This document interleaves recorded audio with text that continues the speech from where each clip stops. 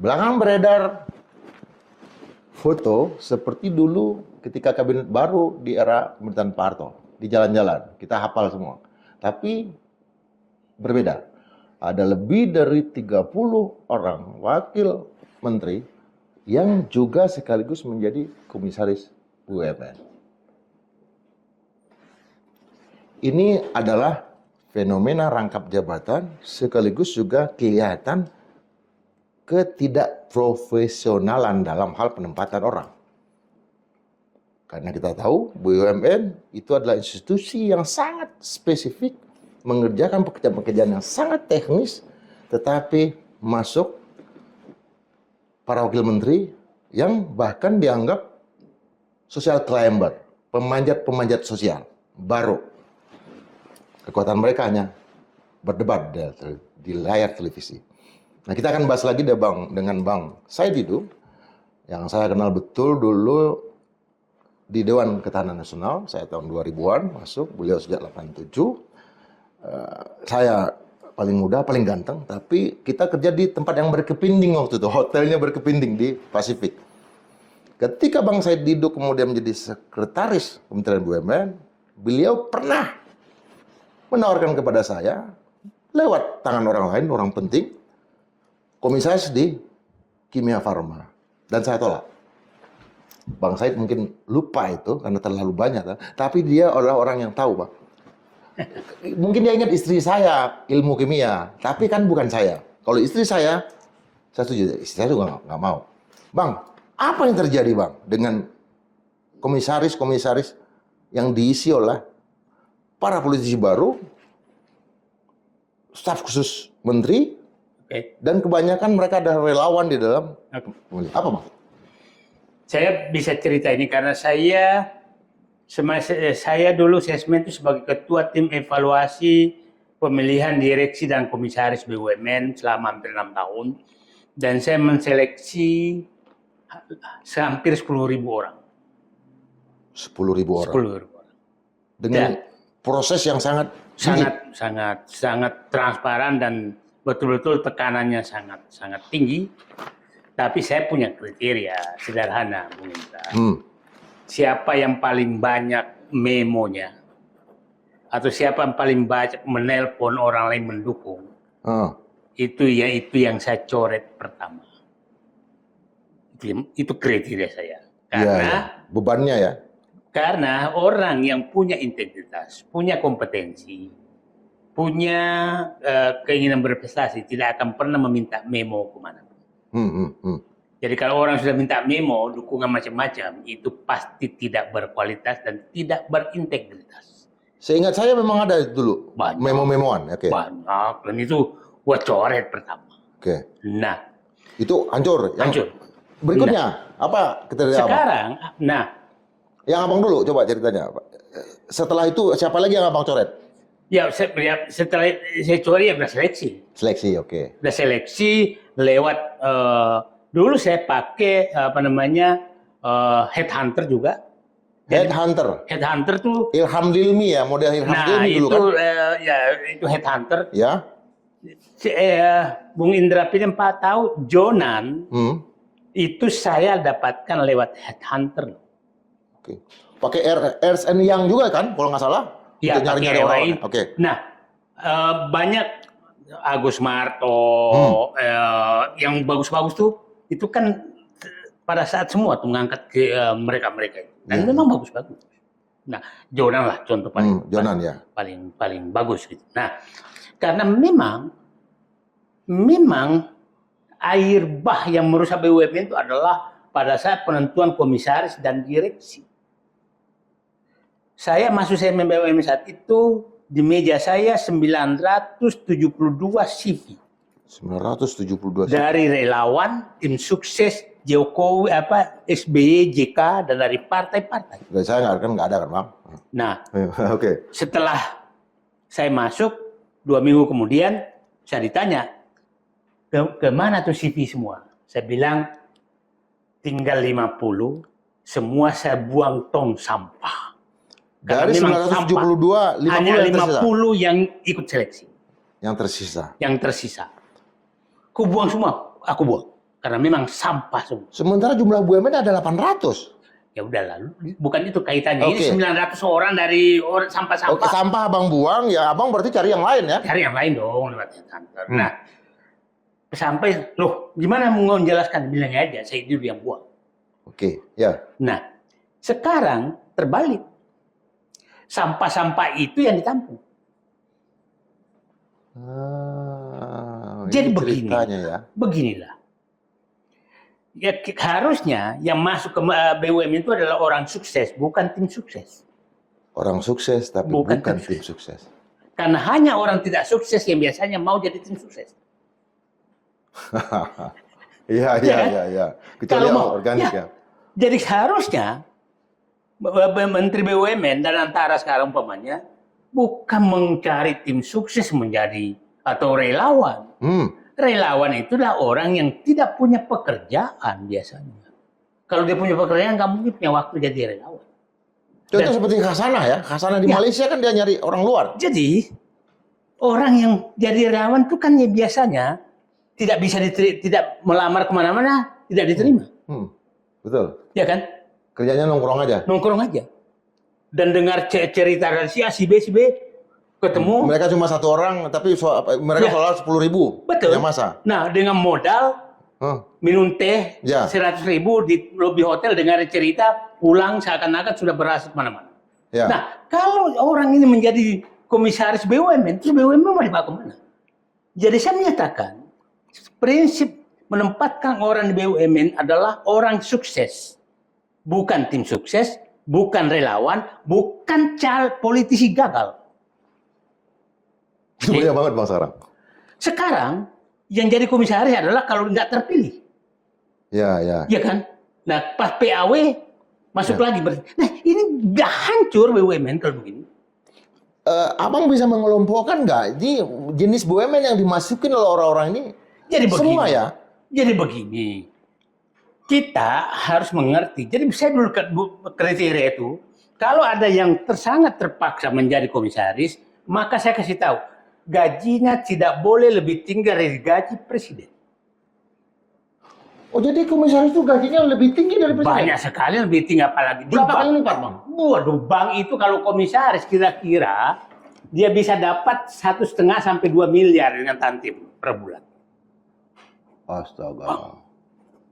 Ini Mbak Niluk nih, ini harus banyak subscribernya supaya kita dapat gaji segitu. Nah, gaji presiden 9 juta. Ya.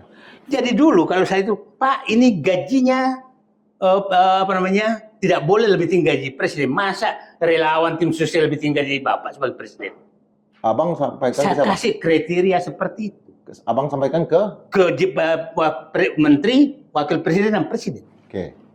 Nah, saya tuh hormat betul, bukan hormat. Saya ngambil contoh Andi Arief. Ya, ya. Itu Pos. komisaris PT Pos. PT Pos. Padahal di istana kan. Ada orang paling dekat dengan. Ada kawan saya, anak buah saya yang dulu balai pusaka malah. Ya. Oke, nggak apa-apa menurut saya. Nah, itu cara saya. Balai pusaka kan tempat orang. Tempat ya. Nah, jadi, ini sekarang. Andi Arief PT Pos ya. Coba bayangkan. Pertamina EP, PHE itu istilah kita dulu selalu menyatakan surga bagi pencari uang komisaris. Itu karena jenisnya premium kata alam gitu ya. Karena tidak ada pekerjaan apapun di situ. Ya. Bukan tidak ada pekerjaan, teknis sekali. Dan hampir mungkin 70-80% keuntungan Pertamina dari situ. 70-80% ya. PHE. Okay. Nah, sekarang diisi itu kan survei. Maksudnya? Kodari. Ya. Di mana Kawan akal saya. sehat negara ini? Itu betul-betul sangat teknis. Tapi kita harus ingat, sebelumnya kan Profesor Paiman di situ. Yang di PHI itu? Ya. Artinya kita harus mencurigai bahwa ada kenapa orang kekuasaan ditempatkan di situ? Karena memang tempat kontrak terbesar di Pertamina adalah di PHI. Komisaris bisa nggak terlibat dalam kontrak? Sangat bisa. Apalagi kalau direksinya penakut. Nilainya berapa? Di atas Wah, 1 triliun, 2 triliun? lebih lah, besar sekali di situ. Aduh bang, saya nggak bisa membayangkan. SKK Migas di situ. Nah, bagaimana? Jadi awalnya saya berharap sebenarnya dengan terbentuknya Danantara, maka penempatan orang-orang di BUMN menjadi lebih profesional daripada pada saat masih Kementerian BUMN dikendalikan Erick Thohir. Karena mulai jebolnya sebenarnya sangat besar itu pada saat Erick Thohir jadi Menteri BUMN. Wawancara saya di Mata Najwa 5 Desember 2000. Saya ingat itu bang. 2014, 2019. Kan dengan gaya Erick Thohir kan etika kami hormati. Ingat pernyataan Dia saya. masih panggil saya bro waktu itu bang. Ya, ingat saat itu. Saya akan menyatakan, Pak Erick Thohir, Anda akan menghadapi ujian sangat besar pada saat penentuan direksi dan komisaris. Itulah ujiannya. Ternyata jebol semua. Kimia Farma, gimana sekarang? Lagi-lagi masalah. Semua masalah kok. Nah, jadi sekarang. Hancur ya bang? Ya, tapi, Bung Indra, kita juga harus objektif. Oke. Penempatan wakil menteri itu sebenarnya begini. Oke, wakil menteri ya. Ya, di penggajian menteri itu ada tunjangan, ada namanya dana operasional. Dana operasional 125 sampai 150 juta sebulan. Menteri ya. Dirjen ada tunjangan kinerja bisa 80 juta. Wakil menteri itu nggak punya. Itu betul. Nah, jadi yang sering publik menyatakan rangkap jabatan, bukan rangkap jabatan yang Anda persoalkan. Yang Anda persoalkan adalah rangkap gaji. Maksudnya gimana bang? Ya, rangkap. Yang dipersoalkan gajinya, bukan jabatannya. Tapi kan dia memang sebagai wakil menteri kan nggak punya yang lain. Ya, maksud saya jelaskan. Ya, oke. Yang kita harus adil tuh gajinya. Mohon maaf aja. Ya. Tidak sedikit juga pengamat LSM yang sudah puluhan tahun jadi komisaris di BUMN. Ada ya bang ya? Ada. Pura-pura di mana jago. Pak itu komisaris. Wah. Dan gajinya juga miliaran juga. Jadi kita harus adil. Ya. Jangan melarang pejabat itu rangkap jabatan sementara kalian hanya teriak-teriak rangkap jabatan juga. Ya. Yang perlu diatur sebenarnya bukan rangkap jabatan, tapi maksimum gaji. Maksimum gaji. Kalaupun merangkap. Ya kalau merangkap, mau merangkap 10 silakan, tapi gajinya cuma sekian. Jadi kan saya katakan kalau menggampang ya udahlah. Siapapun pejabatnya maksimum yang diterima sama dengan gaji presiden. Kalau lebih maka setor ke negara. Sebagai pendapatan negara. Jadi orang di Pertamina ke, di bank ke, di mana ke, udah pendapatanmu sekian. Muhammad Hatta kan dulu pernah menyusun standar gaji itu yang gaji terendah sampai gaji tertinggi jaraknya cuma berapa? Apa 10 kali lipat atau 30? Pernah ya Bang ya? Ya, dan nah, itu yang harus sekarang ribuan kali lipat. Itu yang harus diatur, bukan rangkap jabatannya. Jadi, nah, yang sekarang tuh bukan rangkap jabatan. Tapi memberikan jabatan kepada harusnya yang tidak berhak.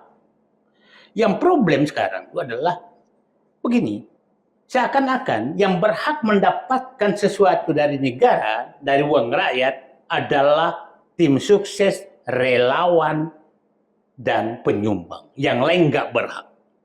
Yang menempatkan mereka itu juga penyumbang. Penyumbang, dan seakan tukang bohong pun, tukang survei bohong pun itu mendapat penghargaan. Saya katakan begini.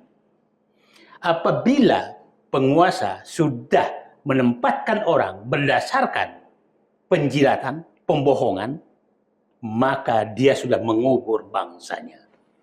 Karena untuk apa lagi sekolah? Untuk apa lagi berprestasi? Untuk apa lagi jadi punya keahlian? Karena yang penting Anda menjilat. Nah, itulah problemnya sekarang. Penjilat dari rezim A awalnya memaki-maki. Kita tidak sedikit bekas pemaki-maki Prabowo pindah menjadi penjilat. Ya kan? Kita bisa catat semua. Saya catat semua. Ada saya punya catatan khusus semua tuh Bang. Ada semua saya catat. Buku merah, kuning, hijau. Ini buku coklat nih. Ya. Tapi orang ini karena di akhir menjilat maka dia dapat jabatan. Maka orang tidak takut lagi jadi pemaki-maki karena habis di ujung aja kau menjilat. Dan dikasih jabatan. kurang apa Menteri Kehutanan Raja Juli maki-maki Pak Prabowo, Yes. ya kan? Tapi di akhir, Grace Natali. ya, Grace Natali semua. Nah, problemnya sekarang adalah kita selalu memaafkan penjilat, maka kita melahirkan penjilat. Karena penjilat apabila berubah menjadi pemaki, bukan penjilat, pemaki, apabila berubah menjadi penjilat, maka kau akan dapat. Ini seperti lintah mereka ya? Ya, dan kita tidak pernah mau ngecek track record mereka. Yang penting di akhir. Nah, ini nggak benar. Akhirnya orang-orang profesional tersingkir. Cobalah, Bung Indra Pilihan, Ya. kita tahu persis bagaimana orang dulu di Golkar itu benar-benar istilah saya Ya. masuk DPP itu kalau Antrinya panjang. sandal jepit habis 10 Ya. berjuang. Sekarang siapa yang menjilat itu yang paling cepat, dan itu terjadi di mana-mana. PDLT-nya dilanggar. Nah, PDLT, Ya. prestasi, dedikasi, loyalitas, dan Tidak tercela. Itu masih hafal saya. Abang kan dulu dia beli Bang Golkar. Ya oke. Jadi ini sebenarnya kita kalau ini tidak diubah, coba ajalah yang jadi komisaris BUMN, bagaimana logikanya bekas maki-maki apa namanya penyanyi jadi komisaris, dulu gitaris jadi komisaris, dan ini betul-betul nggak ada kriteria sama sekali. Padahal ketika dia menyanyi dalam kampanye juga dibayar besar. Dibayar besar dan tidak ada kaitannya sama sekali dengan udahlah. Jadi betul-betul kriteria profesionalisme yang saya harapkan muncul pada saat Presiden Prabowo membentuk Danantara belum terlihat. Di direksi udah saya oke. Oke. Nah, Danantara ini Danantara. soal yang berbeda dengan BUMN ya? bukan. Maksudnya Danantara yang kan dibentuk Ya. saat untuk menghilangkan politisasi di Kementerian BUMN. Tapi sepertinya ada pengendali di luar Danantara yang mengatur. Oke. Secara ideal Danantara kan ingin mengatakan mereka mau membenahi 800 Ya. km segala macam. Ya. Tetapi justru banyak orang ditaruh di sini supaya mempertahankan sistem yang ada sekarang. Nah, itu pertanyaan saya.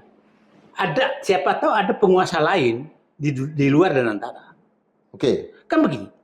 Danantara itu kan sebenarnya tujuannya memposisikan pengelolaan BUMN sebagai milik negara, bukan milik penguasa, bukan milik pemerintah. Sesuai pasal 33 ya?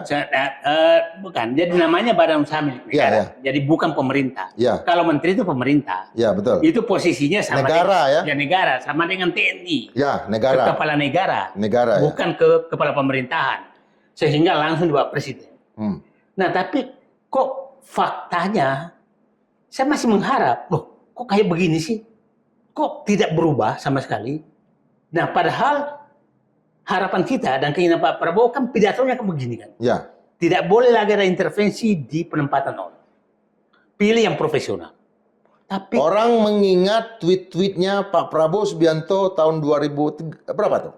Yang terkait dengan tidak ada yang namanya atas tim sukses dan segala macam. Ya. Kan keluar lagi itu, Bang. Nah, artinya ini ternyata lebih begini ya. Erick Thohir melakukan banyak ini, tapi ini menurut saya lebih melihat komisaris ini agak agak lebih pesimis saya kalau ini berlanjut tidak dihentikan. Ini si insubordinasi bukan, Pak? Melanggar apa yang sudah digariskan oleh Pak Prabowo. Ya nggak tahu juga saya apakah ini, karena begini, yang menarik tuh begini. Yang diangkat ini, yang dapat karpet merah, itu orang-orang Jokowi loh. Ya. Bukan orang-orang Prabowo loh. Ya. Orang-orang Jokowi. Kita bisa catat semua. Nah, pertanyaan saya, siapa tahu memang komisaris ini masih dikendalikan oleh Jokowi. Pengangkatan Masih komisaris. terhubung. Ya, karena faktanya bukan orang-orang. Sebagian besar masih orang diehardnya Jokowi yang jadi komisaris BUMN. Nah, pertanyaan saya, ada dua kemungkinan. Apakah memang Erick Thohir masih ditugaskan oleh Jokowi untuk memuluskan semua daripada orang-orang Jokowi menjadi komisaris? Ataukah ada orang di sekitar Prabowo sebenarnya orang Jokowi? ketika dulu Pak Prabowo datang ke Pak Jokowi untuk maju presiden, ada 3 nama yang diajukan oleh Pak Jokowi. Erick Thohir, Erlangga, dan Khofifah kan. Artinya apa? Untuk jadi wapresnya. Tapi ceritanya Pak Prabowo yang minta Gibran. Apakah ini penugasan itu masih ada, Bang? Faktanya ya itu kelihatannya masih jalan terus kok. Ya, faktanya udahlah. Contoh umpamanya Tito membantu menantu untuk dapat pulau Aceh. Bahlil berkali-kali lah membantu Joko Widodo oligarkinya, ya kan? Saya umum aja dulu, Bang. Ya, itu masih jalan semua. Nah, yang membuat masalah terus di Prabowo ini terus terang adalah 17 menteri yang menterinya Jokowi itu yang bikin terus problem. Tapi kita nggak tahu sebagai presiden Prabowo juga sepertinya sampai menyatakan tim saya bekerja dengan baik. Dulu kan saya ingat itu, saya sempat diskusi juga dengan Abang Bapak, kalau mau tempatkan jadi komisaris, ya maunya PTPN 6, saya bilang. Kenapa ngurus itu yang namanya teh kayu aro? Teh nomor 2 tertinggi di dunia karena langsung diekspor ke ini. Artinya sebagai aktivis saya menikmati itu. Sekarang tidak ada lagi bahwa orang yang dari dunia kita, aktivisme dan segala macam, langsung masuk ke dunia memimpin sebuah armada perang yang dulu persaingan untuk menuju ke sana itu luar biasa ketat, berdarah. Tapi kok mawar? Apa tujuannya? Untuk menggagalkan perjalanan dari sebuah BUMN kan atau yang lain? Saya melihat begini karena hampir semua memang hanya karena kriteria profesionalisme dibuang. Kan terjadi demoralisasi sekarang, Bang. Itulah dia nggak menghitung itu. Dia nggak menghitung itu. Itulah dampaknya kenapa BUMN bangkrut. Semua orang-orang jago pergi. Jadi ini sebenarnya BUMN ini istilah saya tempat kuburan massal profesionalis. Dikuburkan karena tidak penting lagi orang. Nah, saya masih berharap, saya masih melihat bahwa seleksi direksi BUMN masih oke sekarang. Saya tidak menemukan direksi. Beda dengan komisaris ya? Komisaris. Saya masih belum menemukan sesuatu yang di luar profesi. Ya, kecuali yang memang ditugaskan khusus seperti Bulog ada penugasan khusus bukan. Nah, itu lain. Nah, seperti Agrinas itu lain, penugasan khusus. Nah, tapi yang lain-lain maksud saya, yang paling parah sekarang, jadi saya menyatakan penempatan komisaris pada saat Joko Widodo sangat jelek. Sekarang tidak membaik. Tidak membaik, malah cenderung menjadi lebih jelek. Cobalah. Ya, publik paham lah. Nggak apa-apa menyebutkan nama. Kris Natali. Komisaris holding pertambangan. Siapa tuh, Bang? Chris? Ya, PSI. Ya. Wartawan kan? Iya. Coba bayangkan. Pertambangan itu apa tuh, Bang? Ya, pertambangan membawahi Inalum, Bukit Asam, Freeport. Bayangkan. Mau ngapain ya? Mau bikin laporan? Nah, terus kita harus menyampaikan ke anak-anak sekolah bahwa inilah profesionalisme. Sekolahlah kau baik-baik. Sehingga kau bisa mendapat posisi yang menjadi employee aja, menjadi honorer aja, kerja magang aja di Freeport setahu saya dulu anak UI bertahan cuma 1,5 tahun. Magang aja itu udah senang mereka. Alumni UI 1,5 tahun. Mereka pergi ke sana. Mereka posisi puncak menjadi komisaris. Terus yang diangkat oleh negara. Yang suka memanjat itu kan Bro itu Pak, sebetulnya. Nah, Bung Indra Pilihan lah, ingatlah. Coba itu namanya dulu staf khusus milenial. Ya. Yang berapa orang tuh? Ada. Itu gimana logikanya orang kita tidak pernah tahu perjuangannya, tahu-tahu ada di istana. Tahu-tahu dapat beasiswa. Dapat gaji, dapat tunjangan semua. Dan punya staf. Nah, dengan gaji besar juga. Ini betul-betul negara sangat dihancurkan, angka profesionalisme dihilangkan sedemikian rupa. Oke, berarti sekarang ada bad corporate governance. Ada apa yang disebut dengan pembusukan demokrasi. Yang abang ingin pesankan ini memperbaikinya gimana, Bang? Mumpung masih belum setahun ini. Saya sangat sederhana. Gunakan kriteria profesionalisme untuk jabatan profesional. Artinya kita melakukan yang disebut dengan moratorium dulu. Moratorium artinya berhenti dulu, bikin dulu sistemnya, baru jalankan. Tidak juga. Tidak juga. Saya kasih contoh begini lah. Udah ada yang terbaik sebelumnya ya. Sebenarnya saya kasih contoh cerita bagaimana menegakkan profesionalis di politik. Begini. Saya cerita bagaimana saat mau mengangkat dulu Dirut BNI, Dirut Mandiri, dan Dirut BRI. Karena itu kan harus persetujuan presiden. Ya. Dengan wakil presiden lewat TPA. Ya, tim penilai akhir. Tim penilai akhir. Jadi, saat itu saya paham. Gatot ini kan saudara iparnya SBY kan? Gatot siapa di BNI dulu, di Mandiri. Oke. Pak JK agak dekat Sofian Basir. Sofian Basir. Ya. Dua-duanya mau Bank Mandiri. Saya nggak cocok. Sama dua-duanya? Dua-duanya. Karena dekat. Saya maunya Agus Marto. Ya karena mereka orang politik. Enggak juga. Enggak juga. Memang profesionalisme. Saya maunya Agus Marto. Jadi pagi-pagi Pak Presiden dia gampang membahasnya. Bank ini saya nganggap pesawat.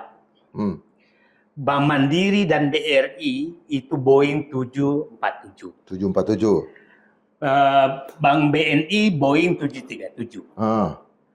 Nah mohon maaf Pak Gatot ini, Pak Presiden, baru pengalaman Boeing 737. Jadi kalau dikasih Boeing 747, pesawatnya jatuh. Jam terbangnya belum. Belum. Nah, ya. Oh gitu ya. Oh, nah. Pak SBY biasanya ikut abang kan? Pak JK, Pak, ini Agus Marto sama Sofian Basir, ini betul berpengalaman bisa-bisa di 747. Tapi Sofian Basir tidak cocok. Bank Mandiri ini masih ketinggian turbulensi. Oke. Itu harus dikendalikan betul oleh pilot. Ya. BRI sudah di ketinggian autopilot. Karena udah ada di desa-desa. Ya, enggak di ketinggian autopilot. Ketinggian enggak bisa disentuh. Oke. Enggak boleh dilepaskan aja. Lepaskan aja terbang sendiri, oke. Sofian Basir karakternya cocoknya di autopilot. Karena dia menyapa semua tuh pesawat yang lewat, menyapa air traffic control yang dilewati sampai menjelaskan kepada penumpang kita ada di sini sekarang, ada di sebelah kanan, oke. Enggak, dia memang menyapa itu semua. Ya, menyapa ya. Dan selama dia Agus Marto itu cocoknya di ketinggian turbulensi karena dia harus otak-atik. Nah, kalau ketukar Pak, Agus Marto di autopilot harusnya tidak diutak-atik, diutak-atik tuh Pak. Pak Sofian Basir di masih turbulensi harusnya diutak-atik, dia diam aja, maka dua-duanya jatuh karena ketukar. Apa yang terjadi? Jadi cocoknya Agus Marto di Mandiri, Sofian Basir di. Dan itu yang terjadi kan? Terjadi. Ada pertimbangan seorang profesional seperti abang. Nah. Dan untuk bank-bank keuangan ini kan sekarang kan ada sertifikat segala macam yang lain lagi. Itu prasyarat. Nggak bisa semua orang kan masuk kan? Prasyarat. Nah, kasus Jonan sama Lino. Lino yang Pelindo kan? Oke. Kasus Kran. Nah, itu. Iya lain lagi ya. Jadi ini saya bilang. Pada saat ini Lino cocoknya di pelabuhan, Jonan cocoknya di kereta api. Kenapa? Jonan karakternya adalah Jonan itu memfotokopi dirinya ke orang-orang lain sehingga nanti dirut kereta api karakternya itu sama dengan penjaga pintu. Itu karakter keahlian dia ya. Dia bisa mengkopi dirinya. Iya. Nah, sehingga nanti tertibnya tuh mulai dirut sampai penjaga pintu kereta berhasil. Nah, kaget semua orang kan? Begitu dia. Iya. Nah, Lino berbalik. Dia memasukkan dirinya orang tuh ke dirinya menjadi komandan. Ya, Dan ya. itu cocok di pelabuhan karena harus satu komandan. Ya. Kalau ini ketukar, rusak. Nah itulah Lino berhasil dulu, tapi itu lain Ya, kasus. itulah yang lagi Jonan dikerjain berhasil. ya. Jonan berhasil. Nah, itu cara menempatkan orang profesional. Nah, saya kasih contoh juga. Siapa? Boleh minum bang, saya yang minum bang. Nah, Kalau abang nggak siapa minum. si bekas Dirut Garuda yang sedang di penjara sekarang? Orang Padang bang. Iya, iya, iya. Sedih banget saya tuh bang. Si- Pokoknya itulah. Nah, siapa? Orang Awa itu bang. Eh, Oke, itulah. Nah, orang ini karakternya, dia kalau tidak ada masalah di BUMN, di perusahaan, dia bikin masalah. Oh. Jadi dia harus dikasih tugas yang BUMN yang harus ada masalah. Oke. Nah, pada saat Garuda sudah nggak ada masalah, saya udah ingatkan. Dia harus keluar. Ya, Emir Sahsatar. Emir Sahsatar ya. Pak Emir, saatnya kau keluar. Kalau kau dalam, maka kau bikin masalah. Nah, karakter itu kita harus tahu orang-orang. Artinya yang salah yang mempertahankan Yang Emir, mempertahankan Bang? dia. Oh ya, itu yang salah tuh ya. Ingat ya orang Padang ya. Nah, makanya dia kan memperbaiki. Tapi Ya. pada saat dari puncak, dia terlalu kreatif bikin masalah. Nah, karakter itulah profesional. Itulah profesional. Nah, ini yang harus kita menempatkan orang di BUMN jangan seperti sekarang. Sangat susah menjelaskan kenapa tukang survei menjadi komisaris PHI. Sangat susah menjelaskan kenapa tukang nyanyi jadi komisaris BUMN. Komisaris BUMN yang saya dekat bang, secara personal itu Archandra Tahar, pilihan. Karena saya sering ke rumahnya di segala macam, dia banyak sekali dia taruh sana, taruh sini. Seorang Archandra Tahar menurut abang seperti apa? Siapa? Archandra Tahar sebagai komisaris. Dia profesional, dia punya Oke. keahlian. Oke. Jadi orang yang sudah kalian janganlah. Dan dia akan diganti sekarang. Nah, jadi begitu. Jadi udahlah. Silahkan. Dia begini juga nih kepada teman-temannya dari kekuasaan. Tim sukses itu harus dipilah. Ada yang butuh jabatan, ada yang butuh uang, ada yang butuh perlente. Jangan orang yang butuh uang dikasih jabatan. Tapi jangan juga orang yang sebenarnya butuhnya jabatan dikasih uang. Nah, yang problemnya sekarang adalah betul-betul dua-duanya mau dapat jabatan, dapat uang. Sementara banyak sekali birokrat senior di BKN segala macam yang sudah misalnya mantan kepala BKN Pak Bima ini sekarang itu kan sangat menjaga itu enggak. Habis itu mestinya orang-orang yang punya prestasi ketika pensiun itu yang ditaruh. Nah, jadi komisaris. Sekarang kok enggak, Bang? Itulah saya bilang. Waktu Erick Thohir jadi menteri, saya bilang beratnya Anda karena Anda bekas tim sukses. Dan pasti Anda akan menempatkan orang-orang bekas relawan. Itu saya sampaikan juga ke Pak Rosan. Pak Rosan, Anda di Rut Danantara, bekas ketua tim sukses. Hati-hati, jangan sampai terulang seperti Erick Thohir. Ya. Dan pesan kita relawan nggak ada persoalan. Kalaupun kita nggak dipaksa. Jadi saya kasih contoh beginilah. Orang tahu semua. Andi Arief itu sangat dekat SBY. Betul. Ditempatkan di PT Pos biasa aja karena kita jelaskan dengan baik. Bukan Pertamina loh, bukan BRI. Iya, iya. Ya kan? Ya. Nah, tahu nggak pada saat itu? Pada saat Pilpres 2009. Saya beberapa hampir 20 komisaris itu saya panggil. Pilihanmu mundur sebagai tim sukses SBY dan JK atau mundur sebagai komisaris. Nah, saya hormati. Ada yang mundur ya? Ingat nggak? Andi Arief mundur komisaris. Ya, Raden Pardede mundur sebagai komisaris. Ya, ya, ya. Sutanto mundur sebagai tim sukses. Oke. Nah, di meja saya sudah panggil satu-satu dan saya sudah siapkan ini pilihan. Kau mundur yang mana? Materinya aku yang beli.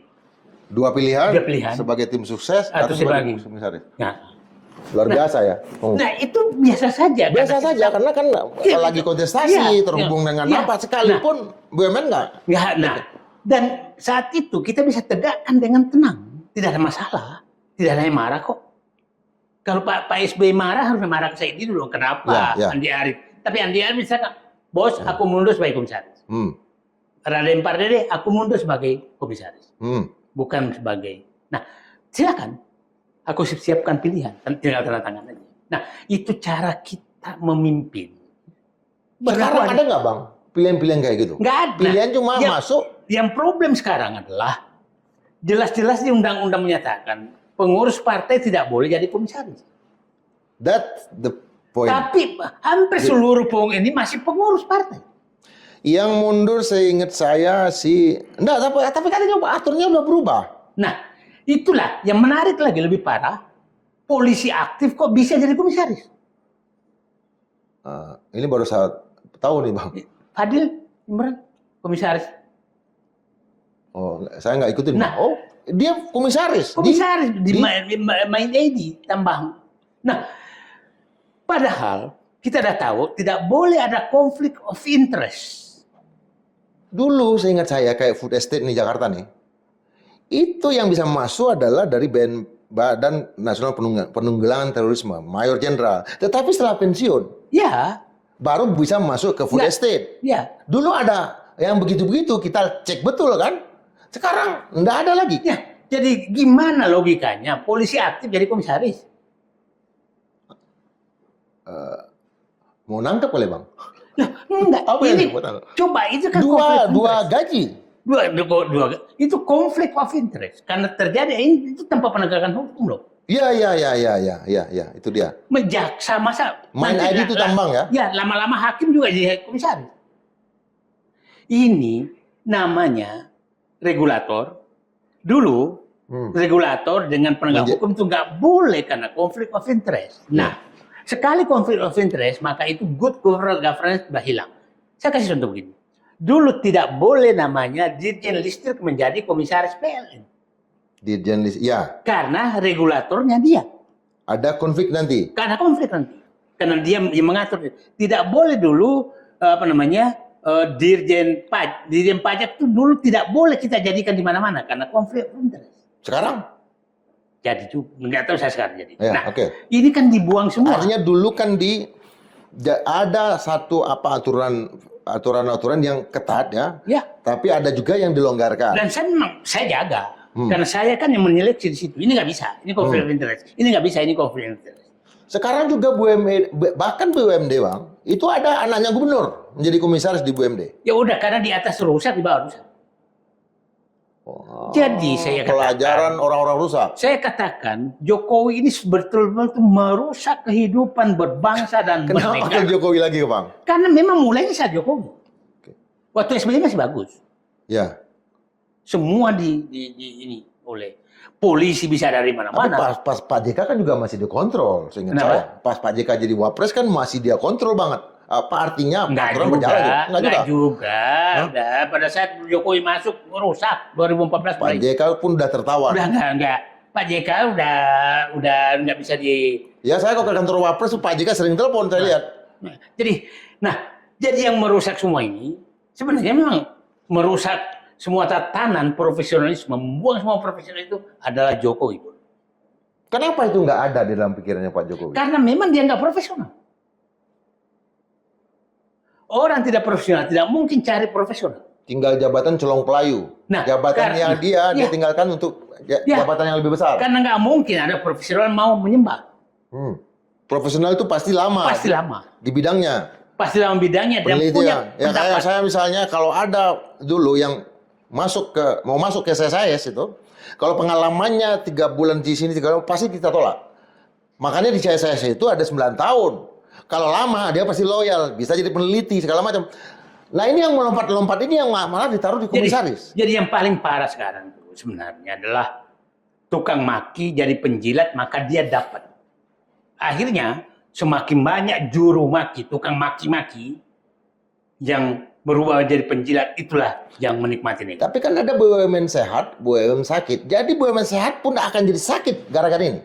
Kita lihatlah, bayangkan hancurnya BUMN. Saya kasih contoh aja lah. BUMN konstruksi, BUMN konstruksi, PP. ya PP, Adikarya, Wijaya Karya, Waskita, Utama. Oh, itu konstruksi semua ya, yang kan, karya-karya. hafal semua saya itu. Yang karya, yang Yes. utama-utama, oke. Bayangkan, sejak Jokowi, harga saham tuh turun 95%. Harga saham. Itu bukan turun lagi tuh, ujung berapa Nah. itu, Bang? Terus utang sekarang itu sekitar hampir 400. Utang sekitar 300 triliun 300 triliun utangnya dan udah bangkrut. Itu hasil kerja Jokowi.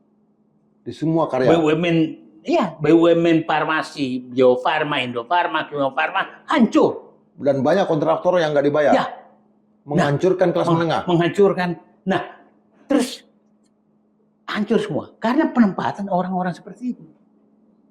Orang-orang nggak profesional dan orang-orang juga ngapain gua profesional. Oke, Bang. Kita ini apa yang harus dilakukan oleh Presiden Prabowo Subianto untuk mengatasi ini? Sederhana, Pak Prabowo, Bapak pernah hidup di era Pak Harto dan saat itu profesionalisme diutamakan. Tidak bisa Anda orang masuk ke BPP Teknologi yang IP-nya di bawah 3,0 dari perguruan tinggi terbaik. Tidak bisa. Ya. Tidak bisa Anda menjadi eselon 1 kalau tidak berdarah-darah. Bahkan preman pun sama Pak Harto nggak boleh jadi anggota DPR. Nah, tidak bisa namanya. Saya kasih contoh begini. Bayangkan Pak Harto, supaya orang yang bisa menjelek-jelekkan Pak Harto. Dulu kan tugas saya itu adalah setiap caleg itu kan diseleksi oleh Pak Habibie kan, karena ketua harian Dewan Pembina Golkar. Dulu bayangkan Pak Harto saling menseleksi. Ada dulu nama ajudan salah satu gubernur. Ya. Pak Harto hafal. Itu siapa itu? Karena saya ketukang catatnya. Ya. Jangan. Orang itu hanya tukang suplai perempuan gubernur ini. Itu Pak Harto. Mohon dicoret. Saya dengar cerita itu dari Mahadi Sinambela. Nah, wilayah dia lah. Ya. Dan itu saya yang nulis. Tukang Mahadi Sinambela. suplai perempuan. Dia tahu, saya nggak sebut orang-orangnya. Yang kemudian jadi anggota DPR. Si ini, Indra, dia nggak bisa. Pak Harto nggak boleh. Ini. Nah, itu tulisan tangan saya. Iya. Nah, Abang sama Mahadi sangat, ya. Enggak, saya Ya. Saya mendampingi Pak Habibie. Pak Habibie yang menanya Pak Harto. Satu-satu dibaca. Betul. Satu dibaca. Nah, maksudnya Pak Harto tuh informasi intelijen dia manfaatkan untuk tujuan kebaikan. Betul. Sekarang informasi intelijen digunakan untuk malah mengikat orang itu supaya loyal sama dia. Nah, inilah. Jadi orang-orang yang menyatakan Pak Harto seleksinya ampun. Jadi tukang suplai perempuan, satu gubernur dia tahu dan harus dicoret. Gitu. Nah, ini supaya anak-anak muda yang ini. tahu Butin kali. Ya, anak-anak muda ini, makin dia suplai, makin dia jadi komisaris. Yang problem sekarang itu kan begini, betapa hebatnya Habibie. Tidak ada tuh menyatakan Habibiku. Sekarang Gibranku, nama-lama Jan Etesku. Terus apa hebatnya dia? Oke, kita berhenti di sana, Bang. Kita akan selesai berikutnya, Bang. Sobat Madilog, saya berhenti di sini karena lagi on fire. Saya on fire. Kenapa? Karena Madilog berusia 1 tahun. 17 Juli 2024. Edisi pertama Madilog sudah 200 episode dan bintangnya Bang Said Didu antara lain. Jadi kita bersemangat hari ini untuk mengatakan apakah di tahun kedua ini Madilog, dialektika Madilog akan naik tensinya dari tensi 1 ke tensi 2, itu bukan tergantung saya atau saya Datuk Indra J. Piliang atau Ki Darmawan Setiosa atau Hang Reza Indragiri Amril. Bukan tergantung mereka, tapi para narasumber yang hadir. Kami di sini hanya mencoba untuk menyampaikan pertanyaan-pertanyaan yang mungkin kritikal, nyelkit, tapi kadang-kadang juga membunuh untuk memancing sebuah fakta. Tapi saya Didu itu adalah fakta yang sedang berjalan, yang sedang membakar. Siapa yang akan terbakar? Kita akan lihat nanti. Sampai ketemu dengan Bang Saidi dulu dalam episode berikutnya. Makasih Bang. Oke, makasih. Yuk. Gini dulu lah.